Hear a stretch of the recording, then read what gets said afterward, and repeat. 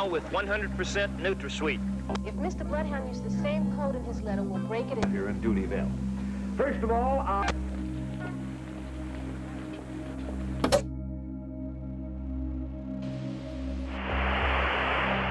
Pornography is something that is addictive. They call it the new drug. Pornography is no less addictive than the hardest drugs in the world. When the Rambam wrote in Halakha, biggest addiction a human being can have is to waste seed, is immorality.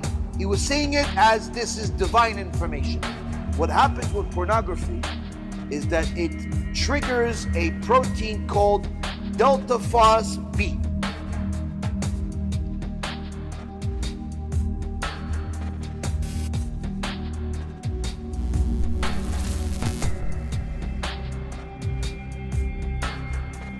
Delta phos B is one of the things that a person, in essence, gets pleasure from, but it's also one of the things that connects to addiction. Welcome to Your Brain on Porn. Here are the basics. Porn overstimulated your brain, and your brain changed. You see, being hooked on porn is due to the same brain changes that occur with all addictions. These brain changes are behind your cravings. These brain changes keep you coming back to porn, even if you want to quit. The internet porn is what we call a super stimulus. What that means is that it's way beyond what we've ever encountered. A heavy porn user would view more hot babes or hot guys or hot whatever in one session than our ancestors would need in several lifetimes. So this can be considered another super stimulus. Our brains never evolved to handle heavy porn use like this, and unlike junk food, you can never get full. Here's another reason internet porn is so stimulating and so addictive. It takes advantage of an old program located in your primitive brain. The subconscious program is what got you started down the path of using porn. Internet porn is really far more stimulating than just images. It's really due to the endless novelty and the ability to click from one image to another. Another reason internet porn is so stimulating is that it can escalate rather quickly to more kinky or more shocking material. Number 2. Addictive personality is not a prerequisite for getting hooked on internet porn. Now, the standard model is that you have to have a predisposition. You have to be genetically inclined to get addicted. Well, this is definitely true.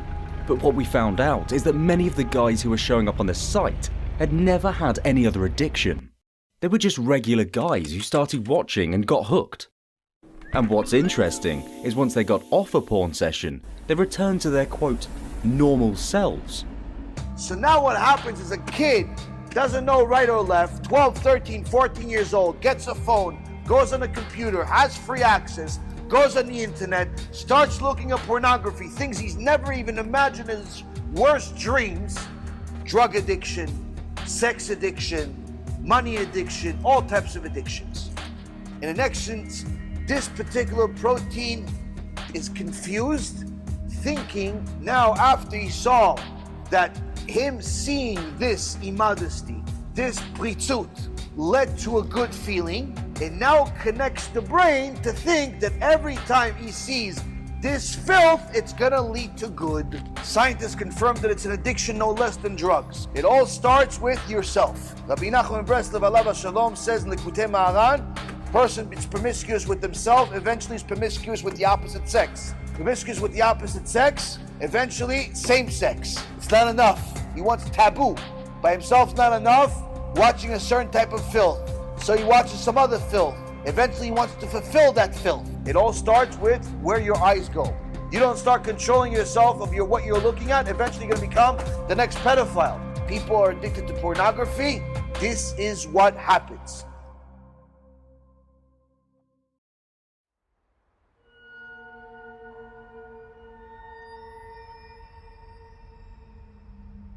Yirat Shamayim is the only thing that can help people stop. Masechet Yomah, page 29. It says the following: the thoughts of sin are worse than the sin itself.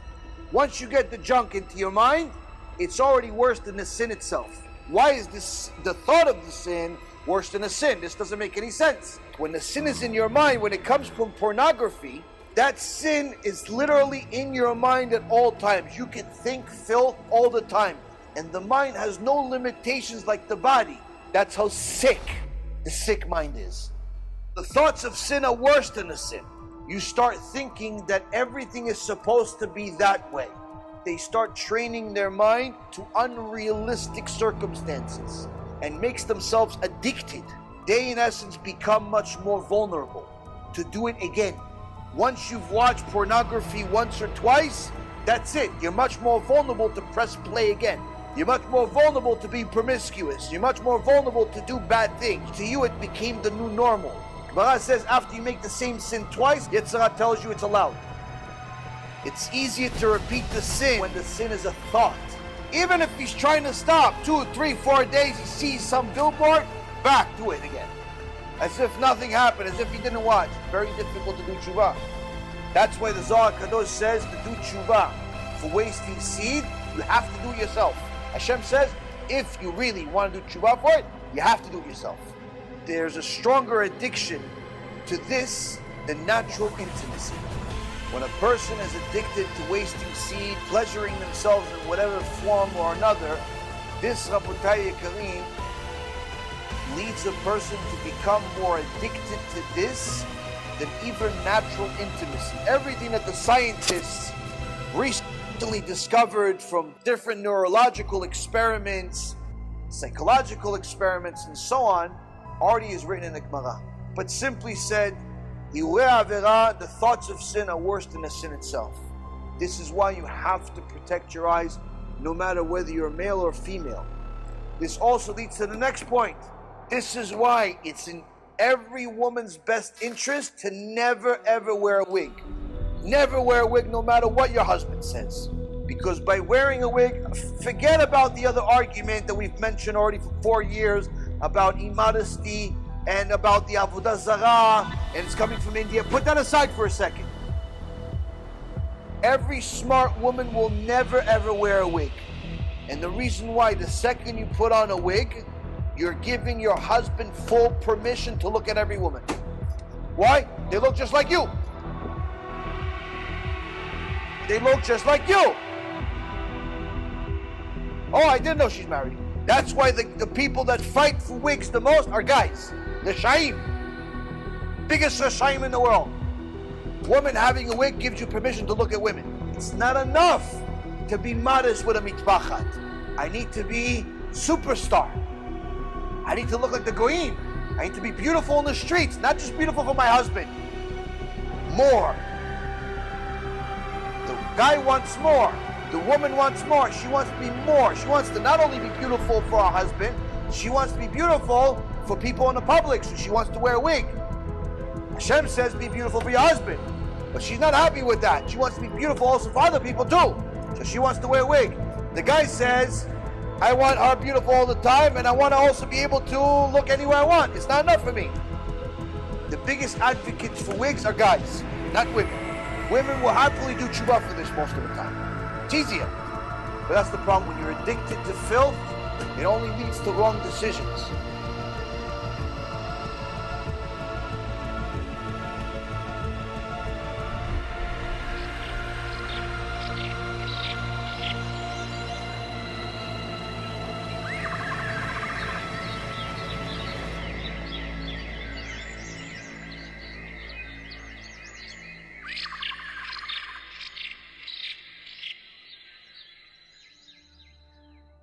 Someone who's a pogem abrit should be very careful to protect themselves from dogs and anything dangerous, from weapons.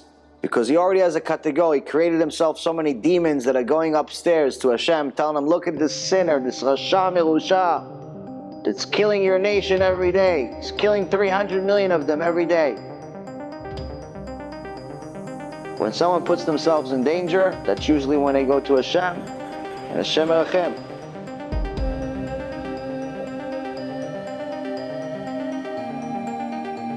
You want to protect your wife? Protect your breed. When a person, heaven forbid, experiences natul emission, meaning it went out without necessarily him doing it. It stems from Klipa of Lilis. Our name should be erased. I told you who that is already.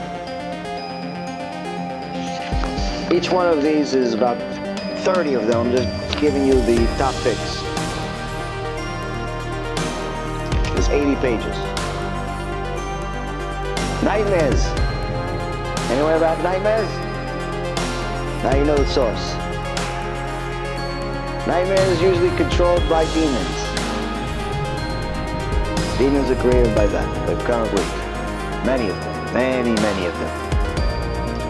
Écoutez 2, Torah 5. For all you single guys looking for zivug, sometimes because of the sin of Kabbalists, a person could actually lose his destined wife, his zivug. When he was brought to this world, right before his neshama went into the little baby, Hashem already decided who his zivug is going to be. You waste enough seed, lower your spiritual standings enough, your zivug is going to go to an appropriate person, which is not you. 7 years of lectures.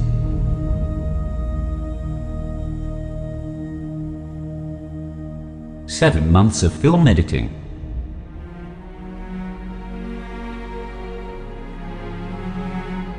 Countless hours of study by 2 rabbis.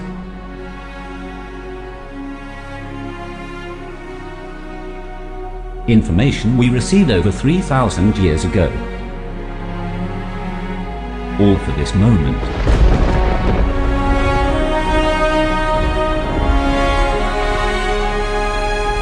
Tikkun had greed. The movie. There's a small member in your body. It shouldn't take over your whole life.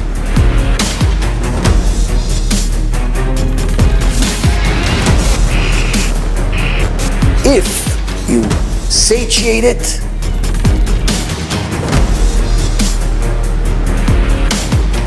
you're never gonna have enough.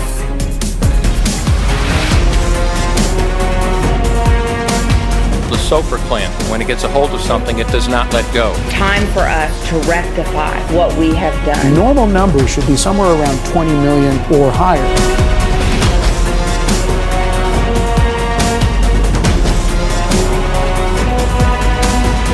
You're never gonna have control of it.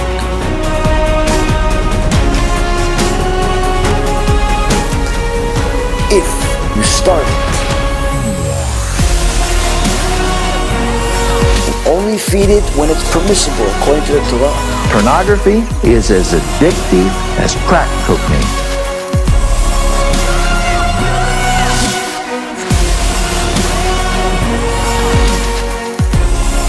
You're always going to be happy, including this world and the next. Baruch Adonai Le'olam.